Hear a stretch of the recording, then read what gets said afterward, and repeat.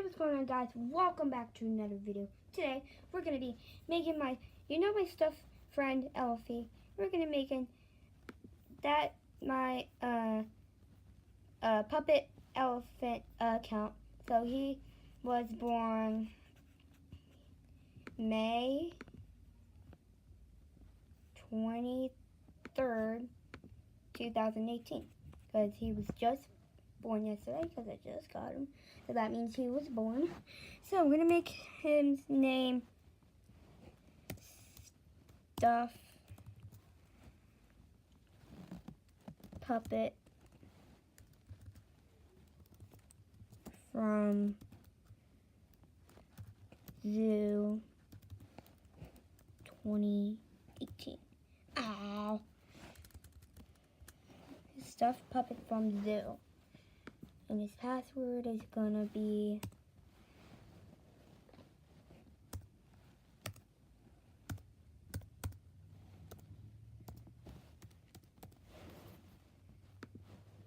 confirm the password.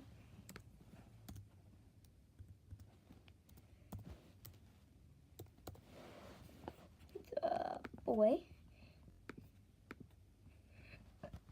Sign up. Also in this video, we're going to be reacting to, we're going to go ahead and, we're going to customize his character in a future video, but let's go on YouTube and react to a video. We're going to react to a video on YouTube. We're going to be reacting to strangers trying to sell you stuff, because this should be a good lesson to kids. So read it. I'm here to prove the purple mattress blows memory foam out of the bedroom. Only purple passes the durability. Hey kids, do you want some candy? Yeah! No kids, never accept candy from strangers. Don't you know candy can cause cavities? Next time a stranger offers you candy, just think about all the cavities you get. I don't have this a message microphone. brought to you by the Dentists of America Association. You've all heard the phrase stranger danger, don't right? Judge me in the Probably comments. A parent/guardian taught you that you should never trust strangers. And that's really solid advice, because you're just a dumb kid who doesn't know what a pedophile is. But all those parents/guardians grew up without the internet. And, in a future video, the internet is full of strangers. And I'm one of them. How much do you really know about me? I'm a math education major. I want to be a math teacher. I used to have a speech impediment when I was little. Think it was the Halloween after the bunny, and that's why I'm a furry. I, James, was a bedwetter until I was 8 years old.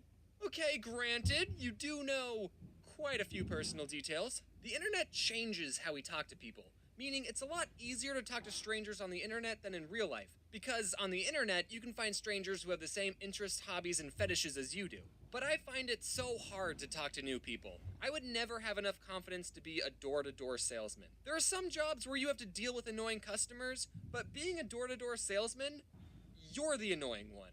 I guess I just hate bothering people. I'd be a terrible salesman.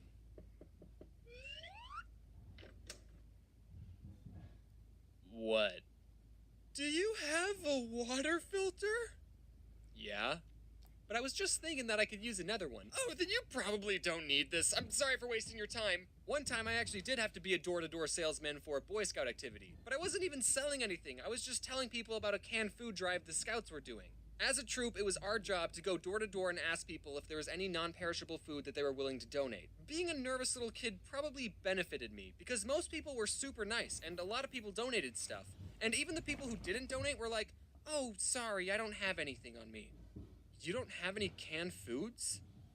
Well, dude, that's perfect. The house next door just gave me some. Here, these are for you. But there were two houses I went to that I still remember to this day. One guy pointed to his no soliciting sign and asked me if I knew what it said.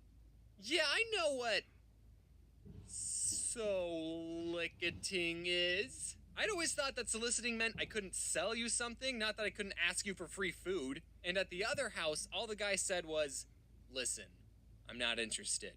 And then both houses slammed the door in my face. Some of you are probably thinking, that's it?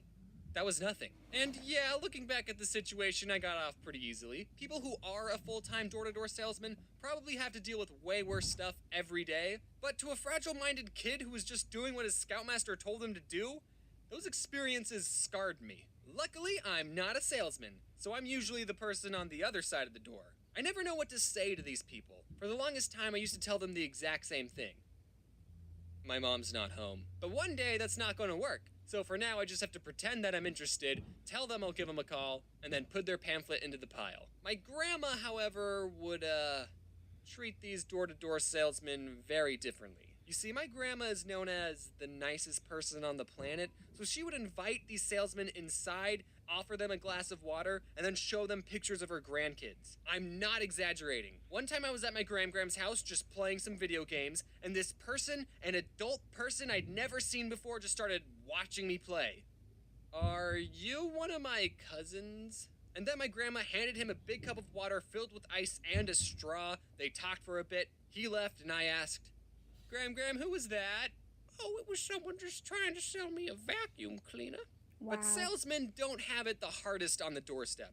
There's also Jehovah's Witnesses and Mormon missionaries who are literally trying to save your soul. I can't even get mad at these people because if you had the secret to eternal happiness, wouldn't you be telling everyone in your neighborhood too? They're trying to do good and all, but whenever they show up, hello, do you have time for